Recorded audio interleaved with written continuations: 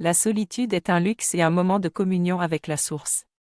Si j'ai peur d'être seul, cela montre que mon mental a pris le dessus et que je suis vide.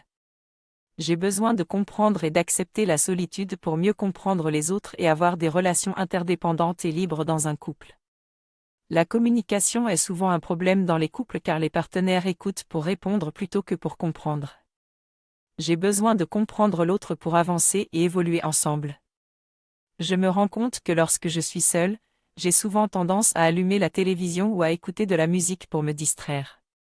Cependant, j'ai réalisé que je devrais apprendre à apprécier ces moments de silence. Le silence est le langage de l'univers et du divin, et il n'y a pas de langage plus beau que celui-ci. Je dois faire la différence entre la solitude et le sentiment de se sentir seul. Si je me sens seul, cela vient du fait que je ne suis pas en connexion avec la source et que j'ai besoin de la présence de quelqu'un pour me sentir entier. C'est important que j'observe ma psyché, car il n'y a pas de gourou plus grand que moi-même. Je suis mon propre groupe et je suis le héros de ma propre vie. Je dois faire le nécessaire pour me comprendre moi-même.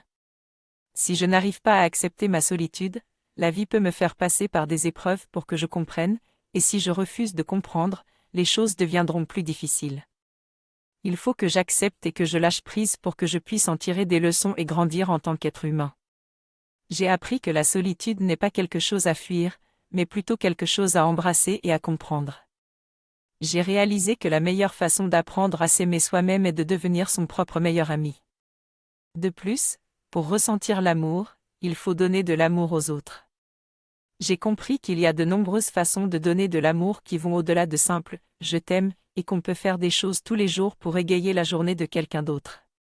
Enfin, j'ai retenu que la solitude peut être une richesse pour notre développement personnel et j'ai apprécié la citation de la romancière américaine, « Se sentir seul est la pauvreté du soin, la solitude est la richesse du soin ».